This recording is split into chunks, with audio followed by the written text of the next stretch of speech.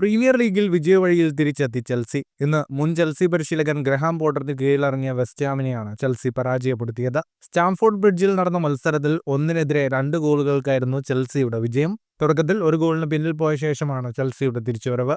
ആദ്യ പകുതിയിൽ 42-ാം മിനിറ്റിൽ ജെറാർഡ് ബോവന്റെ മികച്ചൊരു ഗോളിലൂടെ വെസ്റ്റ് ഹാം ലീഡ് നേടി. രണ്ടാം പകുതിയിൽ 64-ാം മിനിറ്റിൽ പെഡ്രോ നെറ്റോയുടെ ഗോളിൽ ചെൽസി മത്സരത്തിലൊപ്പമെത്തി. 74-ാം മിനിറ്റിൽ ആരോൺ വൻ ബിസാക്കയുടെ സെൽഫ് ഗോൾ ചെൽസിയെ വിജയത്തിലെത്തിച്ചു. വിജയത്തോടെ പ്രീമിയർ ലീഗിൽ ചെൽസി 4-ാം സ്ഥാനത്തേക്ക് തിരിച്ചെത്തി. മത്സരത്തിന്റെ കണക്കുകളിലേക്ക് വന്നാൽ 68% ബോൾ പൊസിഷൻ ചെൽസിക്കായിരുന്നു. 22 ഷോട്ടുകൾ മത്സരത്തിൽ തൊടുത്ത ചെൽസിയുടെ 3 ഷോട്ടുകൾ മാത്രമാണ് ഓൺ ടാർഗറ്റിൽ ഉണ്ടായിരുന്നത്.